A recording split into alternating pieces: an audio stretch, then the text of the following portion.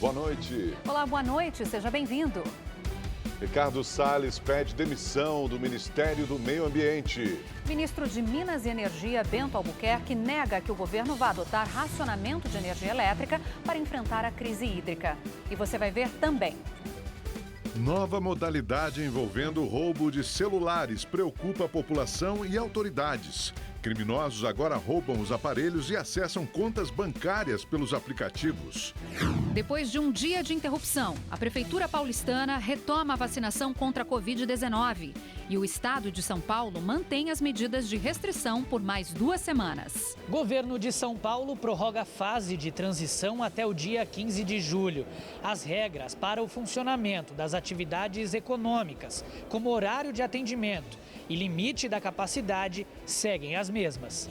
Pesquisa revela a inflação da pandemia com a disparada dos preços nos supermercados. Os maiores reajustes foram observados no óleo de soja, no arroz e na carne. No Rio de Janeiro, um casal de 30 anos foi encontrado morto no banheiro do apartamento. Um vazamento de gás pode ter sido a causa da morte.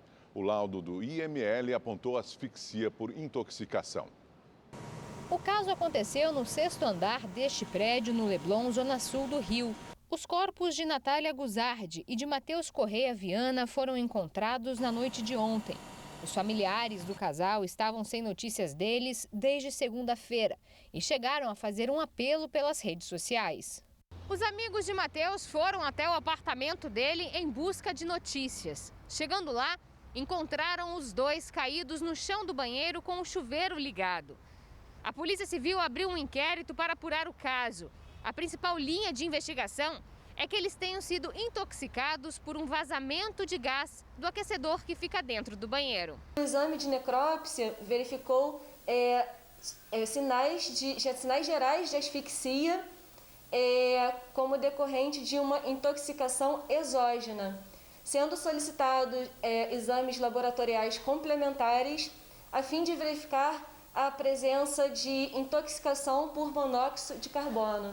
O Corpo de Bombeiros da Gávea recebeu um chamado por volta das 10h30 da noite, mas logo em seguida, outra ligação informou a morte do casal. Muito abalados, os familiares de Matheus estiveram no Instituto Médico Legal, mas não quiseram falar com a imprensa. De acordo com a Naturgy, empresa responsável pela distribuição de gás no Rio de Janeiro, em todo o estado, cerca de 1 milhão de clientes utilizam gás encanado em seus imóveis. Este especialista faz um alerta para quem tem aquecedor dentro de casa. Infelizmente, ainda existem imóveis antigos que possuem aquecedores dentro do próprio banheiro. É possível? Sim, mas tem que ter uma ventilação natural permanente, janelas amplas, precisa ter uma distância entre o piso e a porta para poder fazer o fluxo de ar funcionar. Então, esses elementos são fundamentais para evitar o acúmulo de monóxido de carbono durante o banho. A Naturgy lamentou o ocorrido e informou que não identificou nenhum chamado sobre vazamento de gás no imóvel em que o casal foi encontrado. A companhia reforça a importância da realização da manutenção preventiva pelos clientes em suas instalações internas em aparelhos a gás de seus imóveis. As buscas por Lázaro Barbosa completaram 15 dias. Cerca de 270 policiais participam da força-tarefa em uma área de mata fechada, na região de Cocalzinho de Goiás. Hoje, um homem foi confundido com um criminoso e espancado em Mato Grosso do Sul. De acordo com a polícia, 5 pessoas encapuzadas cometeram as agressões. A fuga de Lázaro Barbosa começou após ele ter matado uma família e roubado casas no Distrito Federal e em Goiás. Uma nova modalidade de crime envolvendo roubo de celulares tem avançado em São Paulo. Criminosos levam os aparelhos, acessam as contas bancárias pelos aplicativos e realizam transações fraudulentas. Hoje o Procon anunciou que quer criar um canal para facilitar o bloqueio de smartphones roubados. Passava das 9 da noite. O vereador Marlon Luz, do Patriota, voltava para casa numa das avenidas mais movimentadas de São Paulo quando foi surpreendido. Minutos depois, ele comete um ato não recomendado pela polícia. Sai do carro e persegue o ladrão. O celular estava ligado. com o aplicativo de mapas orientando a viagem. E esse é um detalhe importante para uma nova modalidade de crime em São Paulo. De posse do smartphone ligado, o bandido consegue entrar em outro aplicativo, o do banco, e depois fazer toda a transação bancária que ele quiser, inclusive transferência de dinheiro. Uma vez que ele entre no teu aparelho, ele tenta recuperar a senha, ele entra num processo de esqueci minha senha dos aplicativos que ele tem interesse para receber a senha, seja via e-mail ou seja via SMS, já que ele tem a posse do aparelho. E foi isso que os criminosos fizeram com o vereador, que só depois se deu conta que os prejuízos não ficaram apenas num vidro do carro quebrado e no celular que o ladrão levou. Eu identifiquei que tiveram várias operações em 3 contas bancárias que realmente tiraram na hora. Eu identifiquei uma movimentação total de R$77 mil. O vereador conseguiu recuperar parte do dinheiro. Até agora, o prejuízo está em torno de R$40 mil. Segundo dados da Secretaria da Segurança Pública, dos cerca de 39 mil roubos registrados na cidade de São Paulo entre janeiro e abril deste ano, em 13 mil deles os bandidos levaram os celulares das vítimas, o que representa 34%. Já em relação aos furtos, dos 50 mil registros, 14 mil ou 29% envolviam celulares. Jorge Lordello, especialista em segurança, sugere 2 providências. Uma delas é ter um celular em casa só para operações bancárias. E a outra medida, para quem quer continuar a ter o aplicativo de banco no celular, é você criar uma pasta oculta dentro do seu smartphone, inserir os aplicativos de banco para que ninguém possa encontrá-lo. E aí você tem o que eu chamo de minimização do risco. Responsável pela recuperação de 9 mil dos cerca de 30 mil celulares apreendidos em São Paulo desde 2019, o delegado da Seccional Centro da capital diz que o desafio da polícia é contínuo, porque os bandidos estão em constante atualização. Nós temos aqui no DEIC uma divisão cibernética, era apenas uma delegacia de crimes cibernéticos, se tornou uma divisão com as ferramentas de investigação mais modernas do mundo, que a Polícia Civil tem à disposição. Hoje, o PROCON de São Paulo realizou uma reunião virtual com operadoras de telefonia, fabricantes de celular e representantes da Apple e do Google, para tratar sobre os mecanismos de segurança disponibilizados aos usuários. O PROCON estuda criar um canal único para que as vítimas possam fazer os bloqueios das contas e aplicativos em caso de roubo de seus smartphones. O objetivo é que todos estes órgãos informem ao consumidor o caminho mais fácil e imediato para ele bloquear a conta no banco e as senhas, para ele apagar todo o celular e seus dados e bloquear a linha e o chip. Se nós conseguirmos inviabilizar a penetração do hacker nas informações do celular e impedir os golpes com as transações bancárias, logo esse mercado ilícito e criminoso perderá o seu valor e a tendência à redução dos crimes. Depois de interromper por um dia a vacinação contra a Covid-19, a cidade de São Paulo retomou hoje a campanha de vacinação. A imunização tinha sido suspensa por causa de um atraso na distribuição das doses. Veja na reportagem de Carolina Riguengo. Todos em silêncio, sentados na carteira escolar e atentos à chamada. 487. Na quadra de esportes dessa escola, na zona sul de São Paulo, a disputa é contra o coronavírus. E como é que é essa espera aí, que não é por uma aula, e sim pela vacina contra a Covid, que está pegando tanta gente? Eu estava com maior vontade, né? Esperando muito, ansioso, né?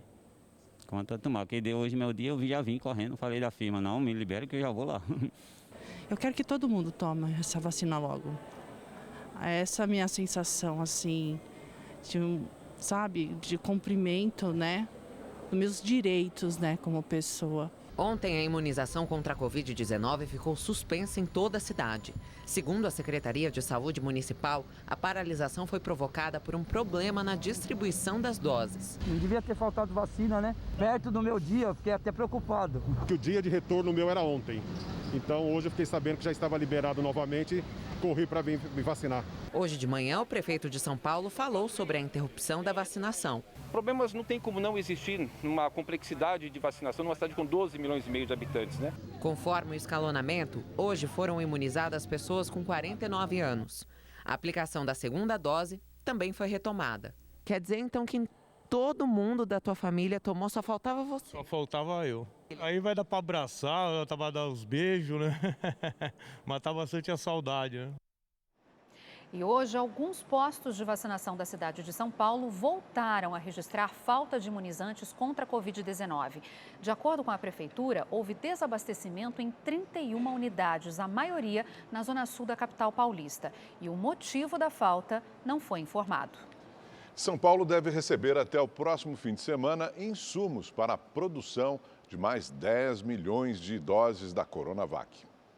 A remessa com mais 6 mil litros de IFA já foi liberada pela biofarmacêutica Sinovac, segundo o governo do estado. Estamos apenas aguardando a autorização para que o voo fretado, que neste momento se encontra em Bruxelas, a capital da Bélgica, possa seguir até Pequim para o embarque desses 6 mil litros do IFA.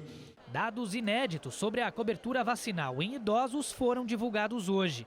De acordo com o Plano Estadual de Imunização, nas faixas etárias dos 90 anos ou mais, de 85 a 89 anos e de 75 a 79, a cobertura foi de 100%. Ainda assim, Dória fez um apelo aos demais grupos. Não é razoável que as pessoas que se dirigem a um posto de saúde na capital de São Paulo, na Grande São Paulo, no interior ou no litoral, queiram escolher vacinas.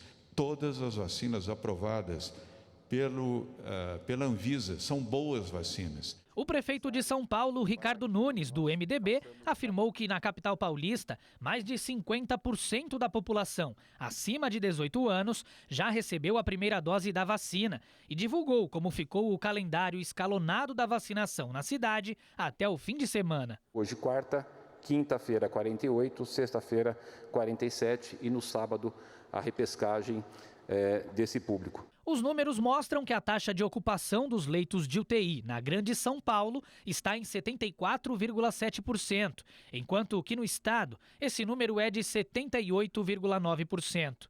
Apesar de uma leve queda no número de internações, o governo não afrouxou o plano de flexibilização da economia. Por recomendação do Centro de Contingência, o governo do estado decidiu prorrogar por mais 2 semanas a fase de transição do Plano São Paulo, que agora segue até o dia 15 de julho. A medida foi tomada com base em dados da evolução da pandemia no estado e, portanto, as regras para o funcionamento das atividades econômicas, como horário de atendimento e limite da capacidade, seguem as mesmas. As atividades permanecem exatamente como estão, com o funcionamento de 40% de ocupação e o horário permitido até às 21 horas. A Fiocruz vai receber daqui a pouco mais uma remessa do ingrediente farmacêutico ativo, o IFA, para a produção da vacina contra a Covid-19. A quantidade é suficiente para fabricar cerca de 6 milhões de doses. Até agora, a Fundação já entregou ao Ministério da Saúde 58 milhões e 800 mil unidades. Com a nova remessa, estão garantidas entregas semanais da vacina durante um mês. A Secretaria de Saúde do Rio de Janeiro identificou uma nova variante do coronavírus no estado. A linhagem chamada de P5 já infectou 6 pessoas no município de Porto Real, no sul fluminense. O primeiro caso foi identificado durante uma coleta de rotina. A nova variante tem alterações na proteína em forma de coroa, que permite a ligação com as células humanas. O sequenciamento genético da P5 foi feito há 1 mês. Mas ainda não se sabe se ela é mais contagiosa ou mais agressiva. Outros 19 casos de infecção por esta variante já foram identificados em São Paulo. Todo mundo sabe o quanto o povo nordestino é apaixonado pela festa de São João. Então, para unir o útil ao agradável, Recife chamou forrozeiros para animar e atrair mais pessoas para a vacinação contra a Covid-19. Confira na reportagem de Caroline Fernandes. Ah, que saudade das noites de São João. Esse ano não tem festa junina, mas no Recife, quem vier tomar a vacina contra a Covid-19 vai ouvir muito forró. Ai, que saudade das noites de São João. Para entrar no clima, profissionais de saúde se vestiram a caráter e os pontos de vacinação estão todos enfeitados com bandeiras coloridas. Um verdadeiro arraial. Poliana adorou a ideia. Foi maravilhoso, foi uma ótima surpresa. Não sabia que estava acontecendo. Hoje e amanhã, dia de São João, o forró vai rolar solto em 10 pontos de vacinação daqui do Recife. Os músicos estão se revezando nesses locais para levar um pouco da animação típica dos festejos juninos, tão tradicionais aqui no Nordeste. Além de embalar shots inesquecíveis, a zabumba do Seu Joel marca o ritmo da espera pelo dia de ser imunizado contra a Covid. Eu me sinto privilegiado de estar aqui, nessa campanha maravilhosa, né, que a gente tem que se proteger e proteger o outro. E eu acho muito gratificante. Esperar dias melhores é o desejo desses músicos, cheios de saudade de um salão com muita gente dançando forró. A gente está muito ansioso que o Brasil se vacine até dezembro, para o próximo ano, o Carnaval, São João, ser dobrado as tocadas, né, porque faz 2 anos que a gente está sem tocar. Para nós é muito importante a gente estarmos juntos aqui hoje, mostrando um pouco do nosso trabalho, né? E matando a saudade, porque já é 2 São João que a gente está parado, não estamos tocando e está difícil um pouco. Nesta semana, a capital pernambucana alcançou uma marca importante. Mais de 50% da população adulta já recebeu pelo menos uma dose da vacina contra a Covid. De acordo com a prefeitura, 621.020 pessoas já receberam a primeira dose. E agora vamos aos dados atualizados da vacinação no Brasil com Gabriela de França. Oi, Gabriela. Isso mesmo, a gente tem aqui no nosso telão os números de hoje, 67.661 pessoas, 980 pessoas, perdão, quase 32% da população brasileira já receberam aí a primeira dose da vacina contra a Covid-19. Outras 24.849.472 pessoas receberam as 2 doses, estão completamente imunizadas, o que dá aí 11,73% da população. Agora a gente vai ver como é que está essa distribuição entre os estados que mais vacinaram a população proporcionalmente. A gente tem aqui Mato Grosso do Sul na liderança, com 38,56%, Rio Grande do Sul em segundo, com 37,89% da população vacinada com a primeira dose da vacina contra a Covid-19, São Paulo em terceiro lugar, com 36,17%, depois Espírito Santo, com 34,92% e Paraná aparecendo aqui em quinto lugar, com 34,49% da população vacinada. Hoje não houve depoimento na CPI da pandemia do Senado e os parlamentares então votaram uma série de requerimentos, entre eles a convocação de representantes de 3 redes sociais. A justificativa da comissão é de que as empresas de serviço online estão na condição de testemunhas de possíveis crimes cometidos na internet, como na divulgação de informações falsas sobre a pandemia. Outro requerimento votado foi o pedido de sessão secreta para ouvir o ex-governador do Rio de Janeiro, Wilson Witzel. Vou colocar em votação e depois a gente discute aonde vai ser ouvido o ex-governador Wilson Witzel. Perfeito. Em votação, os que aprovam permaneçam como estão. Aprovado. Com voto contrário de 2 senadores. Também foi aprovada a convocação do deputado federal Luiz Miranda, do Democratas do Distrito Federal, e do irmão dele, Luiz Ricardo Miranda, chefe da divisão de importação do Ministério da Saúde. A CPI quer esclarecimentos sobre denúncias de supostas irregularidades na compra da vacina indiana Covaxin. O ministro da Saúde, Marcelo Queiroga, rebateu as acusações. Nenhuma dose dessa vacina, não, nenhuma dose. Todas as vacinas que têm registro definitivo da Anvisa ou emergencial, o Ministério considera para aquisições. Não foi comprado uma dose sequer da vacina Covaxin, nem da Sputnik. Ele está perguntando de futuro. Existe alguma previsão de compra? Amanhã devem ser ouvidos o epidemiologista Pedro Alau e a representante do Movimento Alerta, Jurema Werneck. O ministro do Meio Ambiente, Ricardo Salles, pediu demissão no fim da tarde. Joaquim Pereira Leite, da Secretaria da Amazônia e Serviços Ambientais, assume o cargo. Alegando motivos familiares, Ricardo Salles pediu para deixar o comando do Ministério do Meio Ambiente. Logo depois do pedido de demissão, Salles, em uma entrevista coletiva, reclamou das críticas que recebeu quando estava à frente da pasta. Nós experimentamos, ao longo desses 2 anos e meio, muitas contestações sobre as medidas que foram tomadas ou medidas que foram planejadas, uma tentativa de dar a essas medidas um caráter de desrespeito à legislação ou desrespeito à Constituição, o que não é absolutamente verdade. Nós sabemos que diversas dessas medidas são importantes, são necessárias. Salles é alvo de investigação no Supremo Tribunal Federal. Segundo a Polícia Federal, ele estaria envolvido em um suposto esquema de exportação ilegal de madeira para os Estados Unidos e Europa. O ex-ministro nega ter cometido irregularidades. No lugar de Salles, assumirá o cargo o então secretário da Amazônia, Joaquim Álvaro Pereira Leite. Por 7 votos a 4, o Supremo Tribunal Federal concluiu que o ex-juiz Sérgio Moro foi parcial ao condenar o ex-presidente Lula no processo do triplex do Guarujá. O julgamento foi interrompido no final de abril, quando já havia maioria pela suspeição de Moro. Com a decisão, todas as provas produzidas contra o ex-presidente Lula foram anuladas. O caso deverá recomeçar da estaca zero na Justiça Federal do Distrito Federal, para onde foi transferido o caso. Em uma rede social, o ex-juiz e ex-ministro Sérgio Moro comentou a decisão do STF, afirmando que nunca houve qualquer restrição à defesa do ex-presidente Lula. O ministro de Minas e Energia, Bento Albuquerque, negou que o governo estude implantar um racionamento de energia elétrica como forma de enfrentar a crise hídrica. A declaração foi dada durante a audiência na Comissão de Minas e Energia da Câmara dos Deputados. Nós monitoramos o setor elétrico brasileiro 24 horas por dia, 365 dias por ano, e estamos permanentemente reunidos.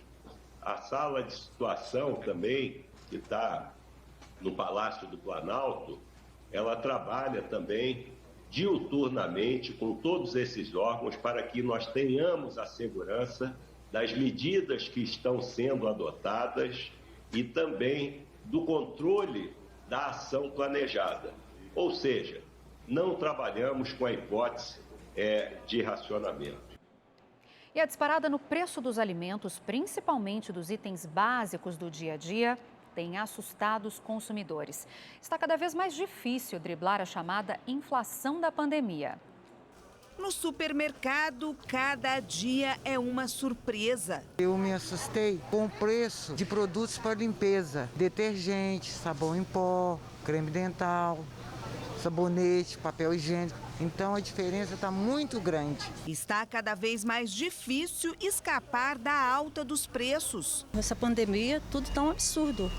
Você tem que ir se desdobrando, olhando algumas coisas assim mais em conta, porque está muito difícil. Na lista dos produtos que mais encareceram na pandemia está o mais tradicional prato dos brasileiros. O arroz branco de 5 quilos, por exemplo, em janeiro de 2020, custava em torno de R$ 16,00 e agora custa R$ 27,00, um aumento de 65%. Já o feijão subiu 77%. O pacote de 1 quilo, que era vendido por R$ 5,00 nos mercados de Belo Horizonte, agora é oferecido a quase R$ 9,00. O consumidor está sentindo cada vez mais no bolso o preço salgado das compras do mês.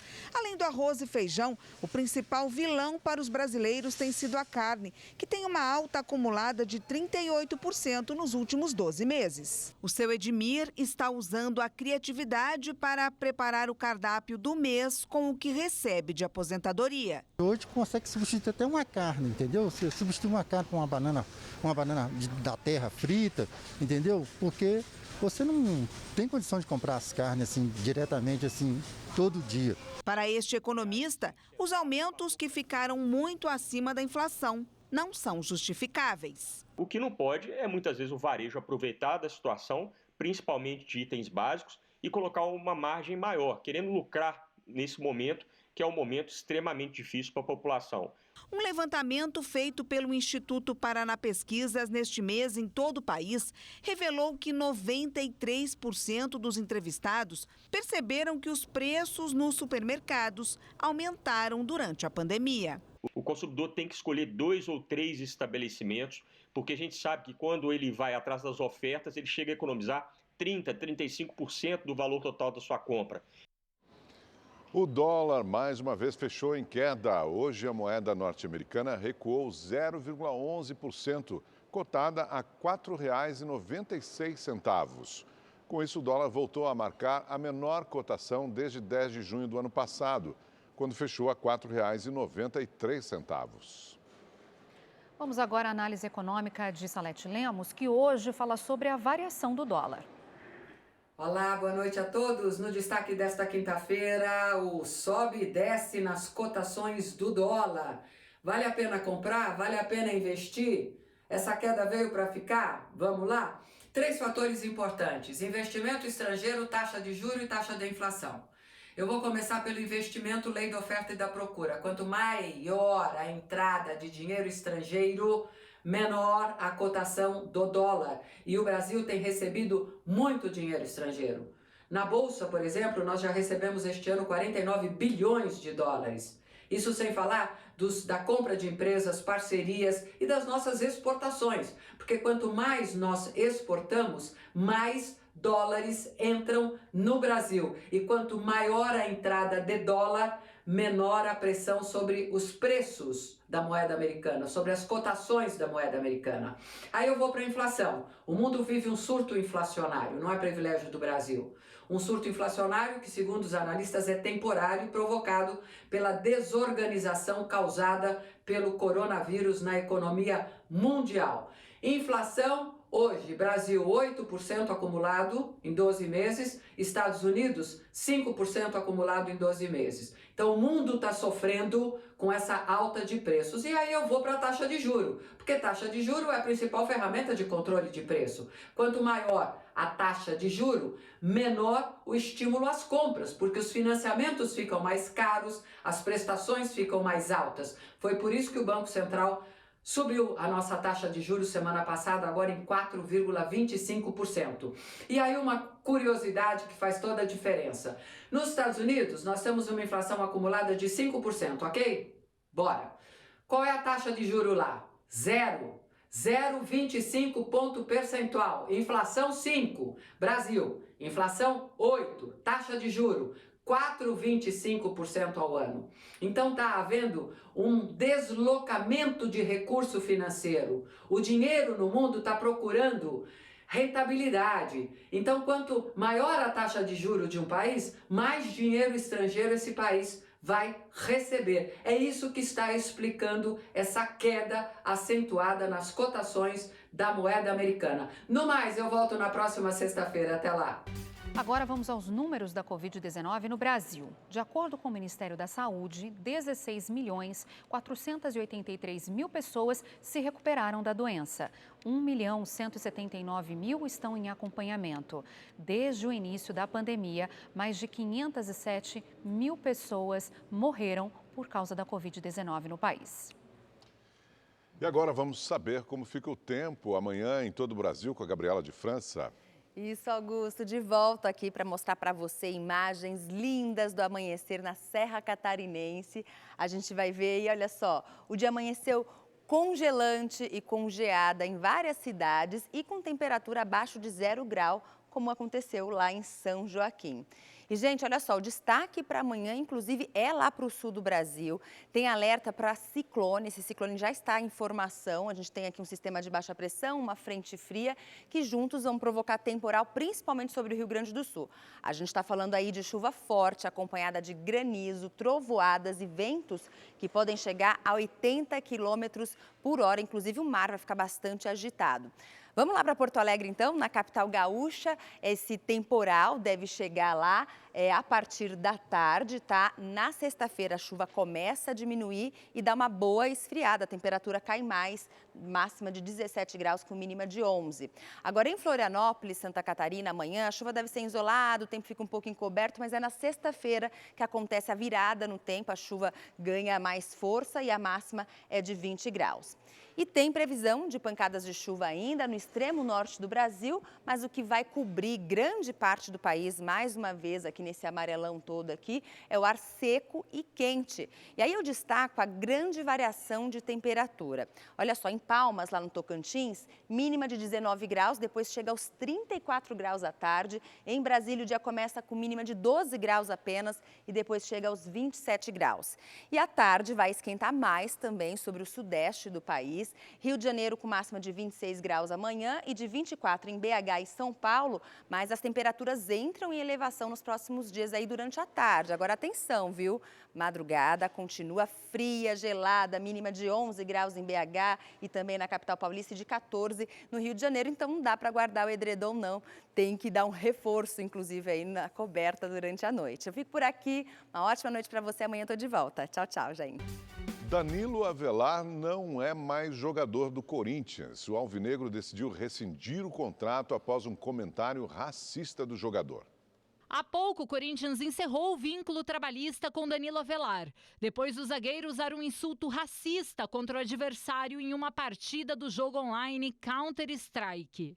O caso aconteceu nesta madrugada, quando o atleta se desentendeu com outro participante estrangeiro e o insultou, se referindo a ele como filho de uma rapariga preta. O caso tomou conta das redes sociais e, imediatamente, os torcedores pediram a saída do atleta. A principal torcida organizada soltou um manifesto afirmando que não há compreensão para atos de racismo e que o Corinthians é o time de todos. O zagueiro pediu desculpas e admitiu o erro, disse que não condiz com o pensamento dele e nem com o que deseja ensinar para o filho. Já o Corinthians disse que repudia toda e qualquer manifestação de conotação racista. Ídolo do Corinthians e comentarista da Rede TV, Paulo Sérgio lamentou mais um caso de racismo no futebol. Tudo muito vergonhoso, é muito triste ver tudo isso, a que ponto os nossos jogadores estão chegando. Isso é muito difícil. O Rede TV News de hoje fica por aqui. Obrigada pela sua companhia. Uma boa noite, até amanhã.